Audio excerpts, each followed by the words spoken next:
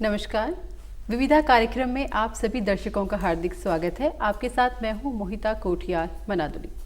दर्शकों, विविधा कार्यक्रम में हमारा आज का विषय है अंतर्राष्ट्रीय बाघ दिवस और बाघों का संरक्षण। इस विषय में अधिक जानकारी और बातचीत करने के लिए हमारे साथ हमारे बेहद खास मेहमान मौजूद हैं। चलिए पहले उनका परिचय करा देती हूँ। हमारे साथ कमर कुरैशी जी मौजूद हैं। नमस्कार सर।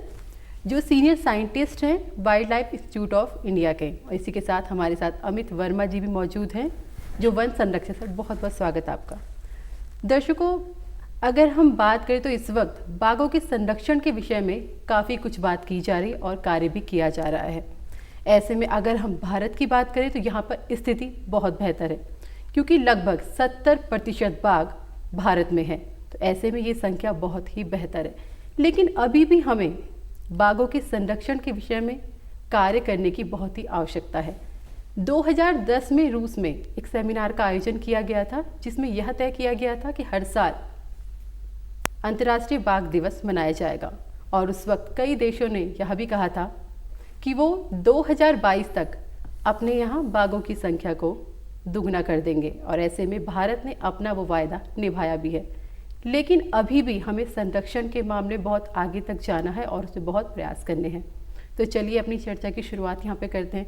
कुरैशी जी, आपके पास आना चाहूँगी। हम यहाँ पर बाघों के संरक्षण की बात कर रहे हैं, लेकिन सबसे पहले अंतर्राष्ट्रीय बाघ दिवस क्या प्रारूप है, मनाने की वजह क्या लगती है आपको? देखिए, बाघ अगर आप देखें, बाघ का किसी भी जंगल में होना ये दर्शाता है कि वो जंगल बहुत बेहतर है, क्योंकि बाघ के साथ जंगल की सेहत जुड़ी है।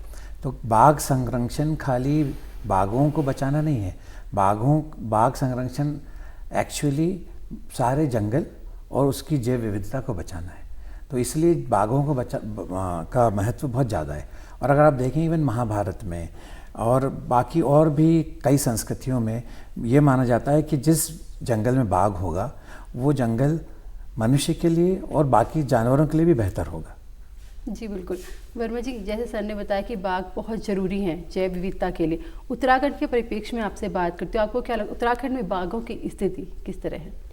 उत्तराखंड का एक बहुत ही इम्पॉर्टेंट प्लेस है भारत में, और यहाँ का कंजर्वेशन की हिस्ट्री जो है वो बहुत पुरानी है। और एशिया का भी जो पहला नेशनल पार्क है वो उत्तराखंड में कॉर्बेट नेशनल पार्क, जो कि उस समय हेली नेशनल पार्क के नाम से स्थापित किया गया था, वो यहाँ पर स्थापित हुआ था। और उत्तराखंड में एक जब ब्रिटिश एरा के टाइम पे काफ़ी सारे यहाँ पर फॉरेस्ट मैनेजमेंट जब हमारा स्टार्ट हुआ 1860 ऑनवर्ड्स, और देहरादून में FRI की भी बिल्डिंग है जो उस चीज़ को दर्शाती है, यहाँ की एक बहुत रिच फॉरेस्ट्री हिस्ट्री को। और उसी क्रम में यहाँ पर सारे में रेस्ट हाउसेज बनाए गए थे, और वो एक हंटिंग परमिट्स उस टाइम पे दिए जाते थे, और सारे क्षेत्रों में यहाँ पे बाघ का शिकार भी किया जाता था तराई के क्षेत्रों में। तो बाघ की संख्या यहाँ हमेशा से ही अच्छी रही है। उसके बाद यहाँ पे लेजेंडरी जिम कॉर्बेट भी इसी क्षेत्र में बड़े हुए, कालाडूंगी क्षेत्र में, छोटी हल्द्वानी में उनका आवास भी है। और उनके द्वारा जो कहानियाँ लिखी गई और जो उनके द्वारा जंगल को समझा गया, उसमें खाली उत्तराखंड पे नहीं, मेरे को लगता है कि पूरे भारतवर्ष में उनसे लोग प्रेरित हुए। और काफ़ी सारे फॉरेस्ट ऑफिसर्स को तो मैं स्वयं भी जानता हूँ कि जो उनकी कहानियाँ पढ़ के वन विभाग में आने के लिए प्रेरित हुए और कंजर्वेशन के लिए प्रेरित हुए। तो उत्तराखंड की मैं समझता हूँ कि काफ़ी पुरानी एक हिस्ट्री रही है। और जो टाइगर की आज की भी स्थिति है, हमारी हाईएस्ट टाइगर डेंसिटी पूरे विश्व में है कॉर्बेट टाइगर रिजर्व में, जो इस बात को दर्शाता है कि एक छोटे से क्षेत्र में भी अगर संरक्षण अच्छे से किया जाए तो उसके बहुत ही अच्छे परिणाम हो सकते हैं। और उत्तराखंड उसका एक बहुत ही महत्वपूर्ण एग्जाम्पल है। जी सर, बिल्कुल। यहाँ पे एक छोटे क्षेत्र में संरक्षण कर सकते हैं, सर ने ये बात कही है। सर, हम विज्ञान की क्या भूमिका देख सकते हैं, क्या भूमिका है विज्ञान की संरक्षण में? अगर आप देखें बाघों का संरक्षण 70 के दशक में 72 से 76 के बीच में बाघों की संख्या बहुत घट गई थी। तब ये माना जा रहा था कि करीब तब भी 1000 के आसपास बाघ रह गए थे। तो तब टाइगर प्रोजेक्ट की शुरुआत हुई और 80 और 90 के दशक में ये माना जाने लगा कि करीब तकरीबन 3500-4000 बाघ हैं। तो 2006 में फिर अचानक हादसा हुआ कि सरिस्का में सारे के सारे बाघ मार दिए पोचर्स ने। तो वो जब बाघ मार दिए तो ये मालूम गया कि हमें कोई नए तरीके से इस सब चीज़ों को देखना होगा। और तब ये मालूम हुआ कि तब ये माना जाता था 3500 बाघ हैं। पूरे देश भर में ये कोशिश की गई कि हम नया विज्ञान लाएं और हम अपने मैनेजमेंट की पद्धति को कैसे बदलें कि ये जो हमारे पास दुविधा है, और वो पूरे दुनिया में दुविधा थी। जितने भी टाइगर, जितने भी मुल्क हैं, जितने भी देश हैं जहाँ पर बाघ पाया जाता है, वो सभी इस समस्या से जूझ रहे थे कि वहाँ पर पोचिंग हो रही थी, बाघों को मारा जा रहा था और बड़े पैमाने पे बाघ मारे गए, क्योंकि इनकी बहुत बड़ी मार्केट थी चाइना और वियतनाम में। और आज भी वो दुविधा है। विज्ञान इस तरह से मदद में आया कि हमने कैमरा ट्रैप का इस्तेमाल शुरू किया। पहले बाघों को उसके पदचिन्हों से गिना जाता था कि पदचिन्ह है और ये पदचिन्ह ये बाघ का है, पर वो बड़ा मुश्किल था। जब से कैमरा ट्रैप पूरे भारतवर्ष में लगाना शुरू किए गए तो विज्ञान और बाकी जानवरों की गिनती भी वैज्ञानिक पद्धति से शुरू हुई। तो ये आसान हो गया कि बाघ कितने होंगे। तो एक टेक्नोलॉजी आई इसको उसमें गिनने में।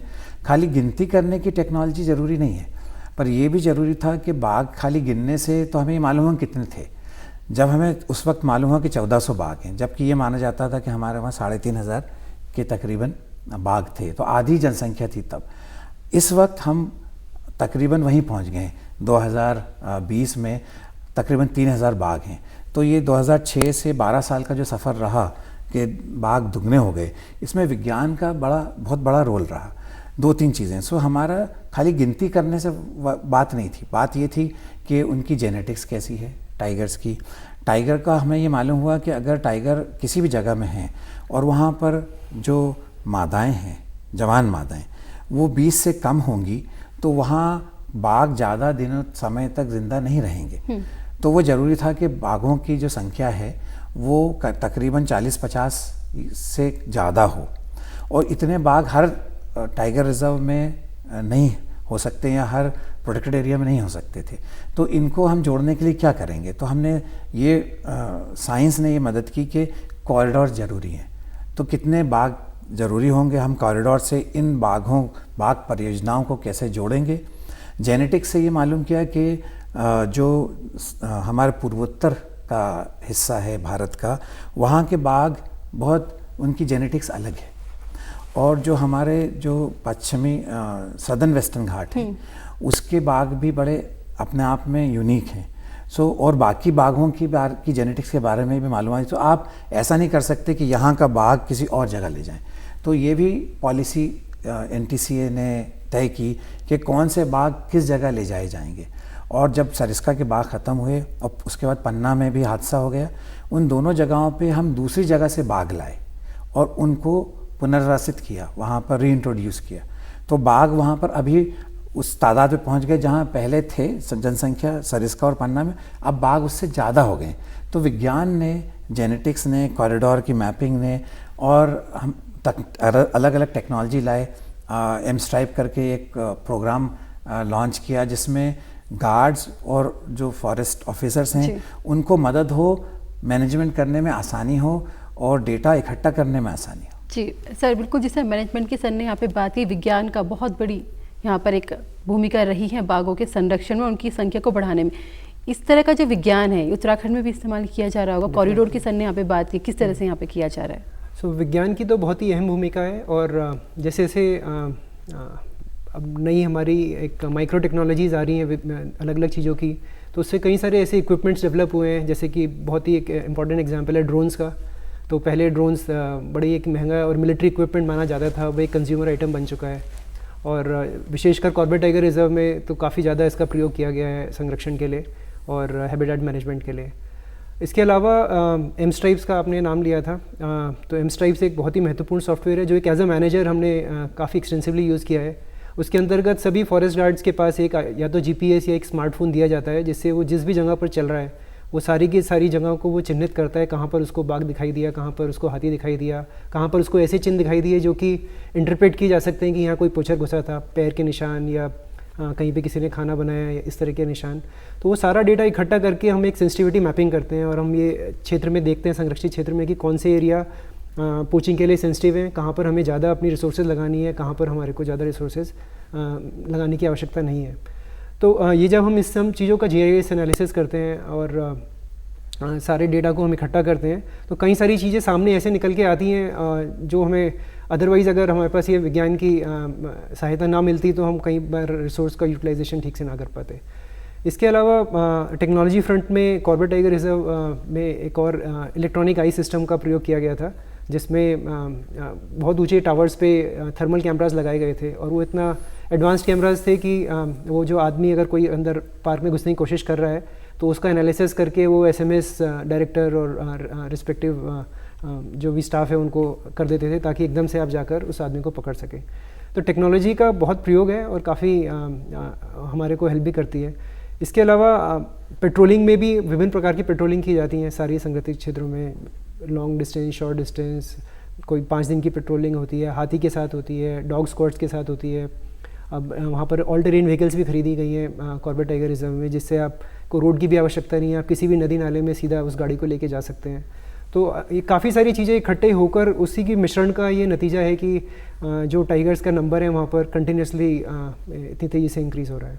बिल्कुल, आपने सर यहाँ पे पेट्रोलिंग की यहाँ पे बात की है। पेट्रोलिंग करते वक्त किस तरह की दिक्कतें सामने आती है कि जिससे हमें लगता है कि संरक्षण में कहीं दिक्कतें आ रही हैं?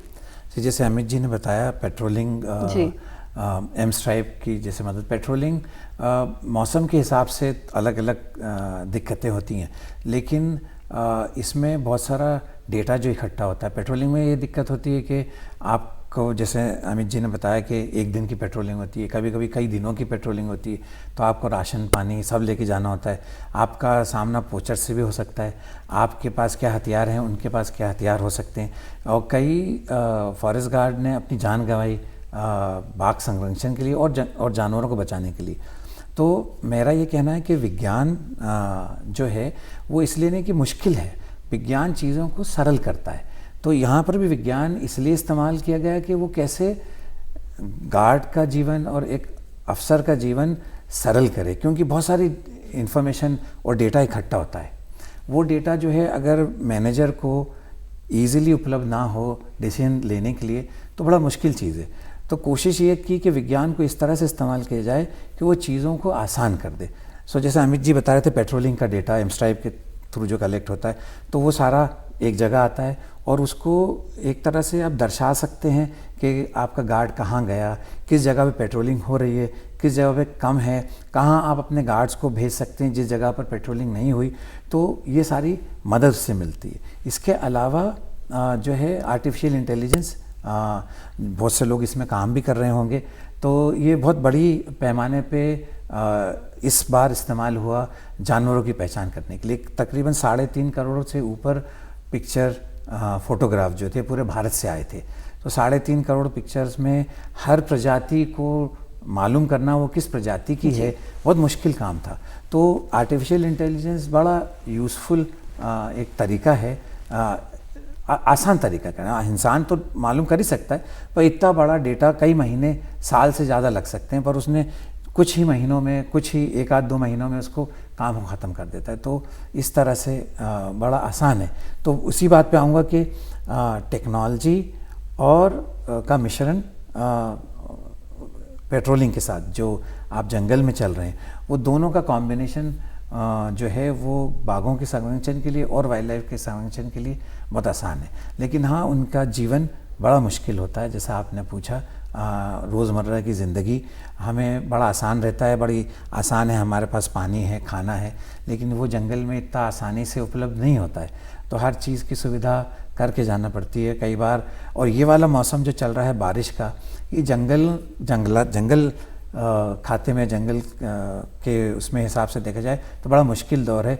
ज़्यादातर पोचिंग इसी दौरान होती है, तो इस वक्त बहुत ध्यान रखना पड़ता है। और आप जानते हैं मुश्किल दौर होता है जंगल में चलना, बारिश में कई जगह लैंडस्लाइड्स होती हैं, बड़ा मुश्किल काम है इस दौरान, और सबसे मुश्किल वक्त बिल्कुल। और ऐसे में पहाड़ी इलाकों की हम बात करें, उत्तराखंड की हम बात करें, तो यहाँ पे स्थिति और ज़्यादा ख़राब हो जाती है, क्योंकि अगर बरसात यहाँ पे होती है, लैंडस्लाइड यहाँ पे होती है, तो ऐसे में यहाँ के जो फॉरेस्ट गार्ड होते हैं उन्हें किस तरह की दिक्कतें आती है। और आप लोग, क्योंकि मनोबल बढ़ाना बहुत आवश्यक हो जाता है, क्योंकि ऐसे टाइम पे जब आप अपने परिवार से दूर हैं और आपको इस तरह की ड्यूटी करनी है, उस वक्त किस तरह से संभालते हैं उन्हें? बिल्कुल। तो जैसा आपने भी इस चीज़ को टच किया था कि टेक्नोलॉजी एक इम्पॉर्टेंट पार्ट है, बट टेक्नोलॉजी तभी सक्सेसफुल है जब हमारा फॉरेस्ट गार्ड ज़मीन पे गश्त कर रहा है जी। तो एज अ मैनेजर हमारे को ये इंश्योर करना होता है कि उनको जो भी फैसिलिटीज़ चाहिए ग्राउंड पे रहने के लिए, सो बहुत ही बेसिक फैसिलिटी में तो एक प्रॉपर चौकी होनी चाहिए जो कि एक रहने लायक हो। उसके बाद एक सोलर फेंसिंग चाहिए क्योंकि वहाँ पर हाथी और टाइगर, लेपर्ड सभी के अटैक का खतरा रहता है, तो जब वो रात में उस घर में रहे तो वो सुरक्षित रहे। उसके बाद सोलर लाइट्स की वहाँ पे आवश्यकता है क्योंकि बिजली की कोई वहाँ पर सुविधा नहीं होती। उसके बाद यदि उसके साथ कोई दुर्घटना हो जाए तो उसको एक इन्फॉर्मेशन नेटवर्क से कनेक्ट करना बहुत आवश्यक होता है, तो उनके पास एक वायरलेस की भी सुविधा अति आवश्यक है। उसके अलावा बरसात के टाइम में क्योंकि झाड़ियाँ काफ़ी ज़्यादा हो जाती हैं तो कई बार पैदल गश्त करना भी संभव नहीं होता क्योंकि इतनी ऊंची झाड़ियाँ होती हैं और उनके अंदर यदि हाथी भी छुपा है तो पता नहीं चल पाता। तो पेट्रोलिंग के लिए या तो हम ATVs या हाथी की सुविधा उनको उपलब्ध कराते हैं। तो ये सारी सुविधाएं उपलब्ध कराने के पश्चात भी एक जो उनका अकेलापन है ज़िंदगी का, वो एक उनको उसका तो कोई भरपाई नहीं हो सकती क्योंकि वो अपने परिवार से दूर हैं और एक महीना 2 महीना तक वो ऐसे विषम क्षेत्रों में रहते हैं जहाँ पर उनका कोई सिविलाइजेशन से इंटरेक्शन नहीं है। तो एक बहुत ही चैलेंजिंग जॉब रहता है फॉरेस्ट गार्ड का हमेशा ही, और वो हमारे फुट सोल्जर्स हैं और मैं तो हमेशा ही उनको सैल्यूट करता हूँ उनकी ब्रेवरी को, क्योंकि एज अ ऑफिसर तो हमारा इंटरेक्शन रहता है उनसे, हम बीच बीच में जाते रहते हैं, बट उसी क्षेत्र में कई सालों तक रहना और रोज़ ही गश्त करना और इतने विषम परिस्थितियों में जंगल में अपना मनोबल बनाए रखना एक बहुत ही चैलेंजिंग काम है। और एज अ अधिकारी हम हमेशा ही उनको इनकरेज करते हैं, तरह तरह के अवार्ड्स देते हैं जो अच्छे गश्त करते हैं, और भी रिकग्निशन जो टूरिस्ट आते हैं, कई सारे टूरिस्ट भी उनको काफ़ी इनकरेज करते हैं क्योंकि वो as a for a pleasure trip आ रहे हैं, बट वो भी रिकग्नाइज करते हैं कि जो स्टाफ है वो काफ़ी आपने टूरिस्ट का क्योंकि नाम ले लिया है, मैं ये प्रश्न बाद में करने वाली थी, लेकिन मैं आपसे अब यही प्रश्न करना चाहूँगी, क्या आपको लगता है कि टूरिस्ट जो हम यहाँ पे पर्यटन को बढ़ावा देने की बात, चाहे उत्तराखंड की बात हो या भारत की बात हो या विश्व की बात हो, हम पर्यटन को बढ़ावा देने की बात करते हैं, हर कोई चाहता है वाइल्ड एनिमल्स को देखें, तो क्या इनका जो इंटरेक्शन है, क्या ये वजह हो सकती है कि जो लगातार बाघ आबादी में आ रहे हैं या फिर इन पर अटैक कर देते हैं? जहाँ तक टूरिज़्म का प्रश्न है, वो NTCA के द्वारा ऑलरेडी निर्धारित है कि जो हमारे संरक्षित क्षेत्रों के कोर एरिया हैं उसमें 20% क्षेत्र से अधिक टूरिज़्म नहीं किया जा सकता है। तो अगर कोई चाहता भी है तो एक बहुत ज़्यादा इम्पैक्ट हम उससे नेगेटिव इम्पैक्ट नहीं क्रिएट कर सकते। पर टूरिज़्म की अपनी एक डेफिनेटली बहुत इंपॉर्टेंस है। एक तो ये एजुकेशन के लिए बहुत इंपॉर्टेंट है कि आगे की जनरेशन्स कंजर्वेशन तभी करेंगी जब उनको किसी चीज़ से लगाव होगा, और अगर कोई जंगल में आके बाघ को और बाकी वाइल्ड लाइफ को दिखेगा ही नहीं तो आगे उसको बचाने की कोशिश क्यों करेगा। तो इसलिए एजुकेशन प्रोग्राम्स और ये सारी चीज़ें तभी संभव हैं जबकि किसी क्षेत्र में टूरिज़्म चल रहा हो। उसके अलावा टूरिज़्म इसलिए भी बहुत इंपॉर्टेंट है क्योंकि ये जो गांव आसपास रहते हैं और जो एक वाइल्ड लाइफ का एक नेगेटिव इम्पैक्ट झेलते हैं, क्योंकि रात में जानवर उनके खेतों में भी चरते हैं, कभी कभी हाथी बाहर निकलते हैं, उनको किसी को घायल भी कर देते हैं हाथी या टाइगर। तो जो भी नेगेटिव इम्पैक्ट्स उनकी लाइफ में आ रहे हैं वो एक तरीके से टूरिज़्म की जो इकोनॉमी है और जो उससे आमदनी बढ़ रही है उनकी, वो एक तरीके से उसका पॉजिटिव इम्पैक्ट में कन्वर्ट करते हैं। तो अगर हम आसपास के ग्रामीणों को कोई भी फ़ायदा नहीं देंगे जंगल से और खाली एक कंजर्वेशन की बात करेंगे तो शायद इतना ब्रॉड बेस सपोर्ट हमको नहीं मिल पाएगी। कंजर्वेशन के टूरिज़्म के एक नियम है अपने जो कि चीफ वाइल्ड लाइफ वार्डन द्वारा बनाए जाते हैं, और उसमें काफ़ी सारी गाइडलाइंस हैं जिसमें ये सुनिश्चित किया जाता है कि कोई भी नेगेटिव इम्पैक्ट टाइगर पे या कोई भी और वन्यजीव है उन पर ना पड़े।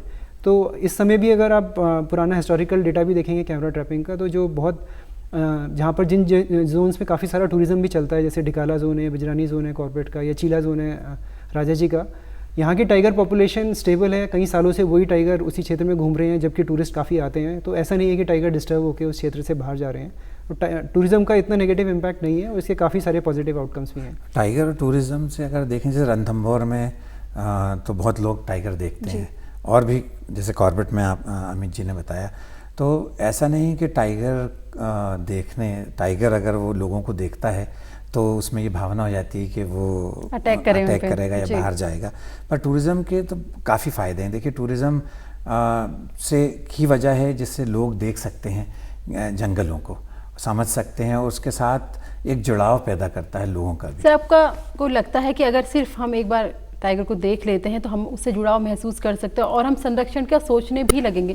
क्या सिर्फ देख के ही हम संरक्षण की बात सोच सकते हैं? कि सर ने भी कहा था कि जागरूकता यहाँ पर बहुत ज़रूरी है कि भविष्य में जो हमारी आने वाली पीढ़ी है वो देखे, वो समझे, लेकिन जागरूकता कैसे होगी, संरक्षण कैसे होगा?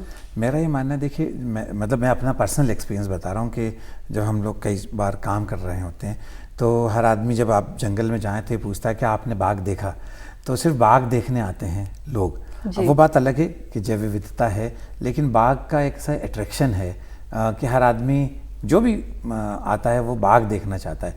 तो वो मीडिया ने और बाकी इतनी कहानियाँ हैं लिखी गई हैं कि वो बाघों का एक इंटरेस्ट क्रिएट करता है। और ऐसा जानवर है बाघ जिससे आपको एक पावर और एक अ महसूस होता है, क्योंकि देखना मुश्किल है उसको। हाँ, मैं तो ये कहने वाली थी, attraction तो है आसानी से उसमें। आप देख नहीं सकते कहीं ना कहीं, इसलिए सिर्फ एक मन में ये रहता है कि मुझे बाघ देखना है। कि अगर हम कहीं रिजॉर्ट में भी जाते हैं, कहीं जाते हैं, जू में जाते हैं, हम ये कोशिश करते हैं हमें बाघ दिख जाए। जी बिल्कुल। सो उसको देखने का एक अलग महत्व है। सो वो एक इम्पॉर्टेंस है। लेकिन बहुत से टाइगर रिजर्व्स में और फॉरेस्ट डिपार्टमेंट के कई नेशनल पार्क सेंचुरीज़ में भी वहाँ पर उन्होंने इंटरप्रिटेशन सेंटर बनाए हैं जो कि एजुकेशन देने के लिए। और वो एक बहुत अच्छा तरीका है कि आप सिर्फ बाघ देखने ना आए, बाघ तो ज़रूर देखें, पर बाघ के अलावा भी बहुत सी चीज़ें खूबसूरत हैं। कई बार ऐसा होता है कि टूरिस्ट सिर्फ बाघ ही देखना चाहता है, वो अच्छा है, बाघ देखना ज़रूरी है। और मैं ये मानता हूँ कि इसीलिए क्योंकि लोगों का इंटरेस्ट है और लोगों का बाघ देखने में, तो उसको क्यों ना हम सुचारू रूप से ढंग से ऐसा करें कि लोगों का इंटरेस्ट बना रहे और एजुकेशन के लिए इस्तेमाल करें।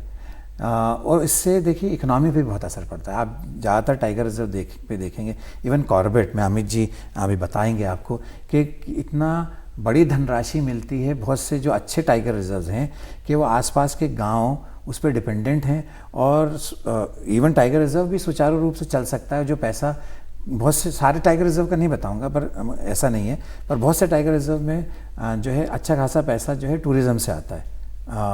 और वो लोकल लोगों के लिए फ़ायदेमंद है, उनकी हालात बेहतर करता है। तो आप टूरिज़्म को उस नज़रिए से भी, हाँ, एक सही टूरिज़्म मेरा मानना है कि गुड टूरिज़्म और इकोलॉजिकली सेंसिटिव टूरिज़्म जो है वो ज़रूरी है जनता को जोड़ने के लिए भी। और आसपास जो लोग रह रहे हैं, अक्सर ये लोग मानते हैं जो national park sanctuary tiger reserve के आसपास लोग रहते हैं वो ज़्यादा नुकसान भी उठाते हैं, क्योंकि जो जंगली जानवर बाहर निकलते हैं पहला निशाना वही होते हैं। उनके खेत, उनके जानवर, उनके खुद अपनी जान को जो नुकसान होता है, तो उनसे उनको फ़ायदा हो ज़रूरी है। और बाघ संरक्षण और नेशनल पार्क सेंचुरी से दूसरा फ़ायदा है कि हमारी कितनी नदियाँ वहाँ से निकलती हैं। ज़्यादातर आप पानी के स्रोत देखें तो इन्हीं जंगलों से जुड़े हैं। बिल्कुल सर ने जैसे आर्थिक स्थिति की यहाँ पे बात की, आर्थिक स्थिति भी सुधर सकती है इस तरीके से। जो रिजर्व है उसके आसपास जो गांव, उत्तराखंड में किस तरह का आर्थिक सुधार हो रहा है इससे? उत्तराखंड में सर्वप्रथम तो कॉर्बेट टाइगर रिजर्व ही इसका एक बेहतरीन एग्जाम्पल है। और यदि आप रामनगर और उसके आसपास की इकोनॉमी देखें तो करीब 15-20 साल पहले वहाँ पर 50 रिजॉर्ट रहे होंगे, और आज की तारीख में वहाँ 250 से अधिक रिजॉर्ट हैं, जिसमें ताज भी वहाँ पर अब आ चुके हैं और भी बड़े बड़े रिजॉर्ट्स हैं वहाँ पर। तो डेफिनेटली जब इस तरह के हाई एंड इन्वेस्टमेंट होता है किसी भी क्षेत्र में, तो लोकल जो वहाँ के ग्रामीण हैं वो बेनिफिट करते हैं और जनरेशन टू जनरेशन उनका इम्प्रूवमेंट होता है। तो यदि 20 साल पहले किसी ग्रामीण ने यदि किसी होटल में एक छोटी नौकरी शुरू करी होगी, तो आसपास वो सब देख के इंस्पायर हुआ। और मैं रियल स्टोरीज़ बता रहा हूँ आपको कि उन्होंने अपने बच्चों को होटल मैनेजमेंट कराया और वो अब किसी बड़े अच्छी होटल में एक मैनेजर की तरह पोस्ट पे हैं। तो एक जो अपग्रेडेशन हुआ है वहाँ पर लोगों का बिकॉज ऑफ टूरिज़्म, वो एक डेफिनेटली पॉसिबिलिटी बनी है। उसके अलावा वन विभाग अपने आप में एक बहुत बड़ा एम्प्लॉयर बन जाता है। इतने सारे हमें को प्रोटेक्शन स्टाफ रखने होते हैं। STPF special tiger protection force है, जिसमें एक काफ़ी सारा एम्प्लॉयमेंट हमारे द्वारा दिया जाता है, तो उसमें भी ग्रामीण हमारे साथ जुड़ते हैं। इसके अलावा चीला एरिया है जो राजा जी का, वहाँ पर भी काफ़ी सारे लोग इसमें जुड़े हैं। तो इसमें जिप्सी चालक हैं, जिप्सी गाइड हैं, जो आसपास म्यूज़ियम बने हैं, जो उसके साथ में जो गिफ्ट शॉप्स बनी हैं, वो सारी इकोनॉमी एक चल रही है। और इतनी सप्लाई चेन जो बनती है रिजॉर्ट्स के लिए, वो सारी लोग बेनिफिट कर रहे हैं। कार्यक्रम यहाँ पे समाप्ति की ओर है। मैं आपसे पूछना चाहूँगी, संरक्षण उत्तराखंड में संरक्षण को और बेहतर करने के लिए क्या कर सकते हैं हम? वर्तमान में लगभग 450 बाघ उत्तराखंड में हैं। और उत्तराखंड में यदि आप टाइगर के लिए स्पेस की बात करें तो इस टाइम खाली वेस्टर्न राजाजी लैंडस्केप है, जहाँ पर अभी सिर्फ 2 बाघ हैं और संभवतः वहाँ पे 40 से 50 बाघ आ सकते हैं। तो मुझे लगता है कि एक बार टाइगर ट्रांसलोकेशन की प्रक्रिया जो अभी वर्तमान में चालू है, एक बार वो पूरी हो जाती है तो उत्तराखंड में हम अगली गणना तक या may be next 5 to 10 years में हम प्लान कर सकते हैं कि हमारे लगभग 500 बाघ का हम फिगर तक पहुंच सकें। जी सर, कुरेशी जी आपसे भी अंतिम प्रश्न यहाँ पे करना चाहूँगी। हमने जो टारगेट सेट किया है 2022 तक का, वो टारगेट हम अभी पूरा कर चुके हैं, अब आगे क्या? अब आगे हमारे पास ये तकरीबन 25 टाइगर प्रोजेक्ट के एरिया ऐसे हैं जहाँ पर बाघों की जनसंख्या अभी कम है और हम 1500 बाग वहाँ पर आसानी से बढ़ा सकते हैं। लेकिन हाँ, आगे चल के हमें बहुत सारे राज्यों में अभी नुकसान दिखने लगा है, जैसे उत्तराखंड में, एमपी में, महाराष्ट्र में, कर्नाटका में। तो आगे की का रास्ता मुश्किल है, लेकिन बाघों के लिए अभी भी सुरक्षित नहीं है, क्योंकि डिमांड चाइना और बाकी देशों में अभी इसकी है। इसलिए हमने ये टारगेट अचीव कर लिया। इसका मतलब ये नहीं है कि सब कुछ ठीक है, हमें ये संरक्षण जारी रखना होगा। सर, सुझाव क्या देना चाहेंगे आप जनता को? कि जो बाकी टाइगर रिजर्व्स हैं उसके लिए हमें कोशिश करना होगी वो भी इतने बेहतर हों जो बाकी 20-25 टाइगर रिजर्व हैं। और लोगों से मेरा ये सुझाव है कि आप अपने जीवन शैली ऐसे रखें जो कि प्रकृति के नज़दीक हो। आप पानी, बिजली, घर का कचरा, प्लास्टिक, ये सारा जंगलों को, नदियों को नुकसान करता है। तो आप अपने घर में रहकर भी बाघ को बचा सकते हैं, प्रकृति को बचा सकते हैं। जी सर, आप क्या सुझाव देना चाहेंगे हमारी जनता को? हाँ, मेरा तो यही सुझाव रहेगा कि एक सेंसिटिविटी बहुत इम्पॉर्टेंट है। और आजकल के जो भी एक पेरेंट्स जो हैं वो तो अपनी काफ़ी लाइफ जी चुके हैं, तो मुझे लगता है कि अपने बच्चों को ज़रूर एक्सपोज करें, संरक्षित क्षेत्रों में लेके जाएं, एक बार इंट्रोड्यूस करें नेचर के लिए, तो आगे चल के वही हमारे फ्लैग बेयरर बनेंगे और वही प्रकृति को आगे बचाएंगे। तो मुझे लगता है कि बच्चों को एक बार नेचर से इंट्रोड्यूस करना और वाइल्ड लाइफ से इंट्रोड्यूस करना बहुत आवश्यक है। उसके लिए मैं वाइल्ड लाइफ विज्ञान बहुत ज़रूरी है, और इसमें हर क्षेत्र से आदमी, छात्रों से खातिब हूँ मैं, ये बोलूँगा कि किसी भी क्षेत्र के हों आप, वाइल्ड लाइफ साइंस में आप कंट्रीब्यूट कर सकते हैं। जी सर। सर, बहुत बहुत धन्यवाद आप दोनों का, ये तमाम जानकारी हमारे जनता के साथ शेयर करने के लिए। तो यहाँ पर हमारे साथ हमारे मेहमान मौजूद थे, जिन्होंने हमें बताया किस तरीके से ज़रूरी है हमारा बाघों को संरक्षण करना, और आने वाली पीढ़ी को ये समझाना ज़रूरी है कि अगर हमें प्रकृति को संरक्षित रखना है, सुरक्षित रखना है, तो हमें यहाँ के जो जीव जंतु हैं, जो जंगली जानवर हैं, इनको भी संरक्षित रखना होगा, क्योंकि बहुत ज़रूरी है कि हमारे आगे आने वाली पीढ़ी को पता हो कि आखिर बाघ कैसा था। नमस्कार।